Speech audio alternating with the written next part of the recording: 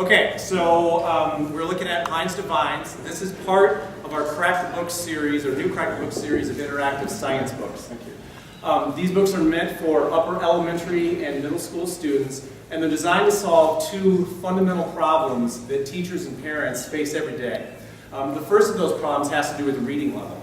You can walk into any elementary classroom, and what you will never find is a room full of students who all read at grade level. It'll range from the 1st to the 8th grade and everything in between, which of course is very challenging for our teachers to deal with. And so what we've done to help solve this is give teachers this levels level. We have 5 reading levels that range from the 1st to the 8th grade. And as I change from level 1, what you're looking at now, to level 5, you can see how the paragraphs get longer, the sentences and language become more complex. But what doesn't change is what we're trying to teach. That remains exactly the same. It's only the presentation that changes. And so this gives teachers and parents a way to use a single book to teach a single subject, but be able to adapt the text to match and challenge each and every one of their students. Now, while this is a powerful tool, if the kids don't like reading the book, then we haven't accomplished a whole lot. And so that brings me to the second problem I want to solve, and that is of student engagement. The challenge is, how do we make kids who struggle to read, who don't like to read, to want to read? And we've done it in a bunch of ways. The first thing is the overall style of the text. We have written this in a conversational style. In this case, we're telling the story of Forest. It's not just a list of facts. And there's a lot of humor throughout. I've been told by many that it makes for a very enjoyable read for kids and adults alike. As the students scroll the text, keywords on the left side trigger events on the right side. So here we triggered video gallery, which I'm swiping through. You can have play, go full screen. There's no sound for some reason. And hit done. Very easy to navigate the image and video galleries. We have fun facts that pop up throughout the text. These are just interesting and unusual things about whatever we're talking about.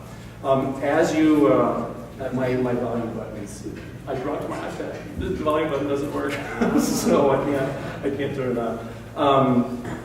We've got custom images to teach certain concepts. Here we're teaching about the layers of the forest, and as I scroll the text, you can see how the image changes, and we're highlighting different things. Wow. And so we are anchoring these images to the text that they refer to help students visualize and help with their comprehension and with the retention of the material. Now, students can interact with the text a bunch of ways. They can get definitions. They can do text to speech. They can highlight and take notes. And when they do that, now the highlighted note moves around, and even after they exit and come back, they get access to all of those notes. We have animated maps that we've created. Here we have a map. There is sound.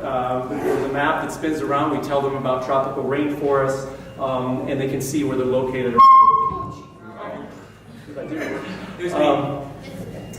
We have slideshows, so we're using multiple images here to help students visualize where, in this case, the tropics and the equator are located, and we use these in a lot of different ways.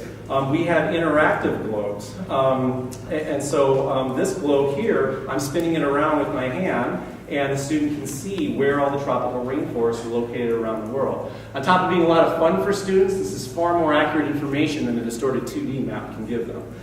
We have other interactive. This is a desert to forest interactive where the students can adjust the average rainfall and the average temperature of the biome, and they can see how those changes affect the biome. This is an incredibly important lesson for students to learn, and they learn it in 10 seconds and they remember it forever. And every book has many of these kind of interactives built into them. Go back here to our big map. So this map here has all the different forests. You can spin it around, you can zoom in, zoom out, tap on a forest, learn more about it, see a picture. We have image galleries here for the students, all video galleries. Lots of things for student interactivity. I've shown you 20% of them. There's a lot more to show. A couple other things for parents and teachers. We have built-in assessments. You have all chapter tests, final tests, even custom tests. The tests are all leveled. And so it gives a lot of flexibility for parents and teachers to assess their students and their understanding of the material. We also have a settings page where you can set up common IEP accommodations for special needs students, text-to-speech, sizes with letters, answer dictation rather than typing answers, all kinds of things like that. So I know, although I hit this and I stopped it, but what I really want to do with this is twofold. One is I want to make the curriculum available for all students, regardless of their reading ability and their learning style. But I also wanted to help them gain a love of reading and learning. We move you over here so we get some feedback, and we'll set up the next one.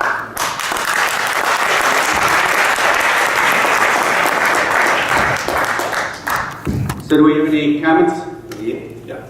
How many topics do you have? Right now, on iTunes, we have forests, we have grasslands. I just submitted our oceans book last week, so I expect it to be on iTunes next week. I've got a deserts book that I'm populating right now with content. And then we've got a freshwater book and then a cycles of earth book. And that will finish our earth sciences, and then we'll move on to social sciences. There will be 26 titles in all. I tweeted that it was $18.99 that I saw in one of the posts over here. Yes. There's a huge amount of content here. Have you thought about cutting this up into pieces versus putting it all in one thing? Actually, one of the thoughts that we had, and believe it or not, this is actually cutting it into the piece. We get a lot of feedback from educators saying, can you put all of them into one book? Because some schools teach about forests, some schools teach about grasslands, some teach, depends on where you are, in the world. And so that's why we did it this way. We wanted to have each of these books to be a unit. And that's what each of them are. So, but there is a lot of content. This is an incredibly marvelous resource. Thank you. How long did it take to do this in one book?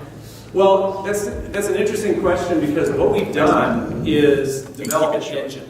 It's very short. You can think of it as iBook author on steroids. And so what it allows me to do, I've spent the last year developing this, but what it's allowed me to do now is the text and the tests are just text files. Like I have a deserts book that a week ago didn't exist. And I ran a script, and boom, it was there, dropping my artwork, dropping my text files, and now I have a working app. And so, yeah, I can, in the future, I'll be able to put these books together really fast. It's the art is the gate. And we have one more over here. Just curious, is this K6? What is the grades? The grades that you're targeting with this? This is the sweet spot is 3rd to 5th grade. 3rd to 5th. But I already have I really had schools using it from 2nd grade to 8th grade. Right now. And so, can you tell? Are you already getting school-wide, district-wide purchases with your apps? I'm sorry, say that one more time. Are you already seeing school-wide or district-wide sales with your apps? Not district-wide, school-wide. Okay. It's right now. It's only been out for about 5 weeks, and I've already got a couple dozen schools that are testing it right now in their classrooms. So. And how about lasers? Yes. Want to frame it? Yes. 1 to 10. Want it just good, best, or would you like? Oh, just give me a second. All right, so it's dust or magic. 1 to 10. Be honest. Is it tight concentration? You got some people that aren't following directions. Well, you got some people on the scale. I think I see a few on like 15. Does that count? Are we counting them? There's a high concentration at the upper end here. Kyle, I got good news for you, my friend. I think you got some pizza there. I think so. Yeah. Thank you very much.